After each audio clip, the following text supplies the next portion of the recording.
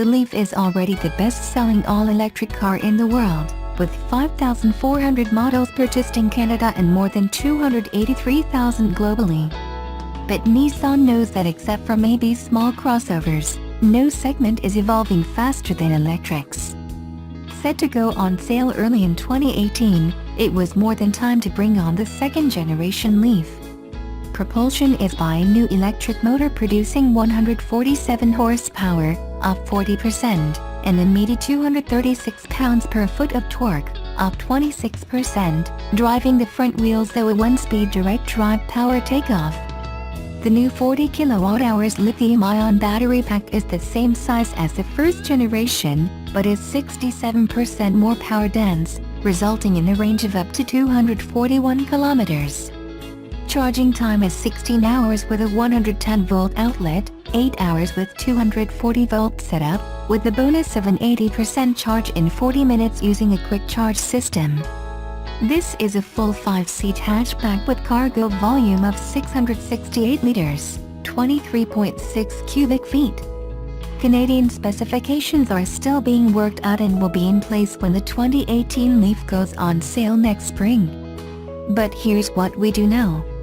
Canadian pricing will start at $35,998, not including applicable provincial subsidies, and will feature standard heated front and rear seats, heated steering wheel and battery heater. Also standard in Canada is a Level 1/Level 2, 120V/240V, charger cable. Overall styling is a refreshing return to normalcy with the lozenge look of the first-gen Leaf dropped and replaced with a hatchback appearance complete with signature Nissan floating roof, front faux V-motion grille and boomerang lighting treatments. But the design is also very aerodynamic with a drag coefficient of 0.28, thanks to a blended and upper rear spoiler and a bottom rear diffuser. One major change is a reconfiguration of the front charging port that is now at a more convenient 45-degree angle. Inside, Nissan's gliding wing design language results in a remarkably uncluttered cabin, punctuated by bright blue stitching on the seats, door panels, armrests and steering wheel. The blue color is carried over to the start-stop motor button and the toggle-like shift knob. The front console is all new with tandem dual cup holders between the driver's seat and front passenger seat. The idea was to create a new stowage area at the base of the center console, ideal for a smartphone or wallet, as well as an easy-reach power switch, a 12-volt power outlet and a USB port. But where the Leaf stands out as a true next-gen EV is exemplified with all the technology packed into it, featuring what Nissan calls intelligent mobility. This is a global initiative that focuses on how Nissan vehicles are driven, powered and integrated into society. Its new ProPilot Assist, Nissan's advanced single-lane driver assistance technology, helps ease driver workload by reducing the amount of driver acceleration, steering and braking input under certain driving conditions. While remaining a hands-on system, it previews Nissan's ongoing development of future leading-edge autonomous drive technologies. There were many journalists in Las Vegas for the media reveal, so driving was strictly limited to about 20 miles, which didn't offer much time to sample the car. But with ProPilot activated on the freeway, the Leaf tracks smack in the center between the road lines with none of the wandering I've experienced in previous semi-autonomous driving vehicles. But perhaps the most intriguing technology is the e-pedal that makes it possible to do 90% of driving without using the brake pedal. Believe it or not, it is possible to accelerate and also brake using the single pedal on the right. Stopping is accomplished by easing pressure, so regenerative braking kicks in with the bonus of replenishing the battery. You can come to a full stop, even on a hill, and the Leaf will sit there until you accelerate.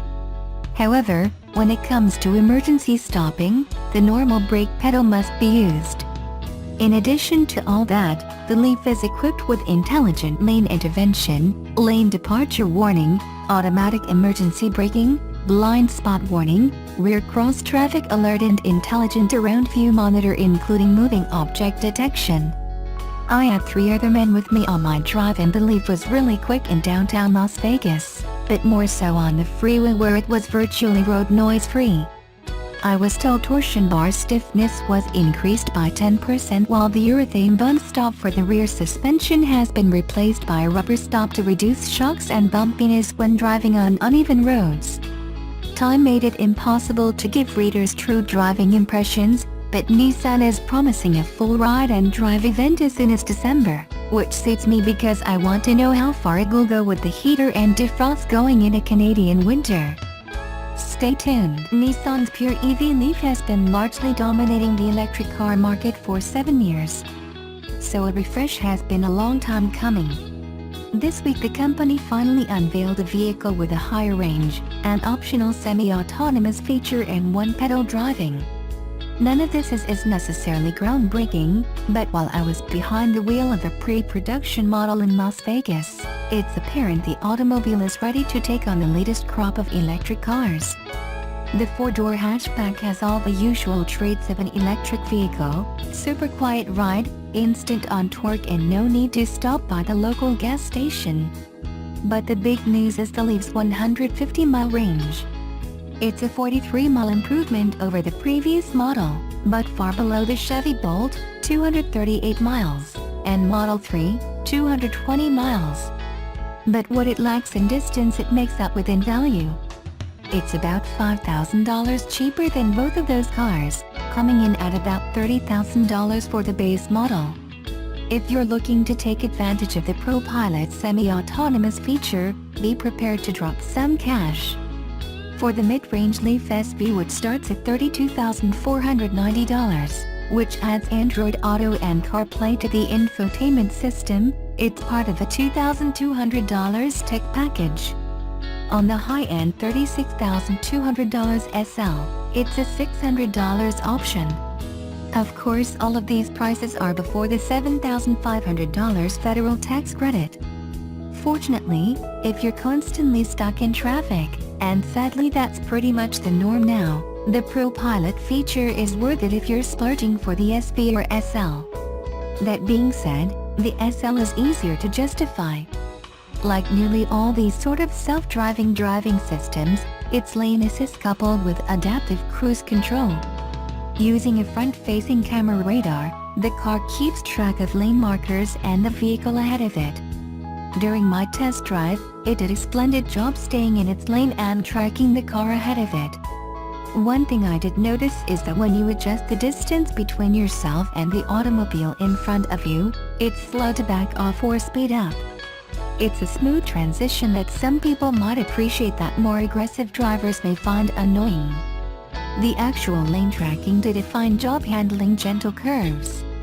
Like other camera-based systems, though, it's dependent on the contrast between the asphalt and the painted line. Snow and heavy rain will disable it, while faded lines will hamper its ability to see where it's going. But on a sunny Vegas day this week, it worked without any issues. Unfortunately, during the test drive I never encountered stop-and-go traffic, so I couldn't test how well the system handles coming to complete stop and moving again in ProPilot mode. Nissan says the car will come to rest on its own. When traffic moves again, the driver can press the ProPilot button for a few seconds to join the flow. The 2018 Nissan Leaf electric car has been significantly updated with a more powerful electric motor, a longer-lasting battery pack that promises 150 miles of driving range, new driver assist features, and a new exterior design. Despite its mechanical and cosmetic improvements, the Leaf faces formidable competition that didn't exist when it was introduced 7 years ago. Newer EVs, such as the Chevrolet Bolt and the Tesla Model 3, have zoomed past the current Leaf in terms of technology and, perhaps most important to many drivers considering an electric car, available driving range. The outgoing 2017 Nissan Leaf offered only 107 miles of range. Meanwhile, the Chevy Bolt and Tesla Model 3 are both rated by the EPA as well above 200 miles before needing a recharge. In fact, The Bolt hatchback recently set a record at Consumer Reports for electric vehicle driving range when it ran a total of 250 miles before running out of juice. That's not only better than the new 2018 Leaf's 150 miles of driving range, but it also exceeds the CR-tested range of both CR-owned Tesla Model S 75D and Model X electric vehicles. To counter that, Nissan promises a more powerful battery that should come a year after this new Leaf, one that should be able to reach 200 miles of range. Will EV buyers place more of a priority on range or on a lower price? Nissan appears to be hedging its bets on the latter, at least for now. In introducing the updated Leaf, Nissan emphasized the car's improved driving range along with its value quotient. When we launched Leaf in 2010, it instantly became the most affordable, mass-market EV in the world, says Jose Munoz, Chief Performance Officer at the Nissan Motor Company. We are not walking away from that proposition. When it goes on sale in early 2018, the new Leaf will carry a base price of $30,975, including a $885 destination charge. That places the improved model at, if not slightly cheaper, the price of the outgoing version. Until Nissan sells 200,000 electric cars, which it hasn't done yet, the new Leaf is still eligible for the $7,500 federal tax credit for electrified vehicles. Nissan can sell about 85,000 more EVs that will be eligible for the full credit before the credits begin to phase out. The Leaf also undercuts the Bolt's price by roughly $6,500. However, for some EV shoppers, the Bolt's substantial edge and driving range could be worth the extra money. Nissan has equipped the new Leaf with a more powerful 40 kWh lithium-ion battery. There's a 30 kWh pack in the 2017 model. The motor creates 147 horsepower, a sizable step up from the current model's 107. This extra power should give the Leaf improved acceleration and maybe a sportier driving experience. In its testing of the current Leaf, CR applauded its quiet cabin and comfortable ride but faulted it for handling that isn't particularly agile. The outgoing Leaf also scored a poor rating in the IIHS small overlap crash test, meaning it couldn't earn CR's recommended status. About a year after this new Leaf arrives, Nissan will offer it with a more powerful, 60 kWh battery. This should provide the Leaf with upward of 200 miles of range, Nissan says, putting it on par with the Bolt and Model 3 ranges. Further details about this coming model are scarce, though along with this boost in power and range, will be a higher price. One can't help guess that Nissan was originally planning for a 40 kWh battery, but late in the game was caught by surprise by the Chevy Bolt, says Gabe Schenher, Associate Director of CR's Auto Test Program. That might explain the one-year delay until they offer the 60 kWh battery and more powerful motor for 2019. George Peterson, president of Auto Pacific, an automotive marketing research firm, told Consumer Reports the new Leaf has only one chance to make a good first impression. Nissan will have a longer-range battery next year, he said.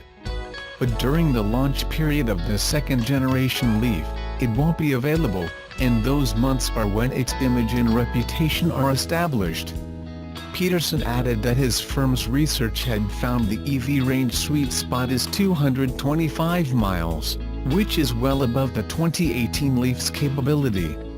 New high-tech features. It's not only about range and battery. Nissan has equipped the Leaf with two new features, ProPilot Assist and e-pedal. These features, not to mention the more conventional exterior design, should go some way toward boosting the appeal of the Leaf. Range, however, could remain the new model's most limiting factor. The more powerful, longer-lasting, and pricier version arrives for the 2019 model year. Consumer Reports will be purchasing a new Leaf when it goes on sale and will put it through its extensive testing. ProPilot Assist is a lane-centering intelligent cruise control system. Nissan carefully avoids calling it an autonomous drive feature. In practice, ProPilot maintains a set speed and controls the distance between you and the car ahead, just like adaptive cruise control does, but adds lane-centering technology as well. When necessary, the system will bring the car to a complete stop, and then resume acceleration once traffic begins to move again. The self-centering action requires the driver to keep at least one hand on the steering wheel at all times. ProPilot Assist monitors the pressure of the driver's steering input. Basically, it makes sure the driver is providing hands-on guidance. If the driver tries to go hands-free, the system begins a series of audible and visible warnings after 2 to 3 seconds. Should these warnings go unheeded for upward of 20 to 30 seconds, the car will turn on the hazard lights and eventually bring itself to a complete stop in its lane. E-pedal, which comes standard on the 2018 Leaf, is meant to reduce driver fatigue by offering one-pedal driving. With e-pedal engaged, once a driver takes his or her foot off the gas pedal, the Leaf will automatically begin to slow itself down. During this process, power is fed back to the battery via regenerative braking. The car will then hold itself at a stop, without any need to touch the brake pedal, until the driver once again touches the gas pedal.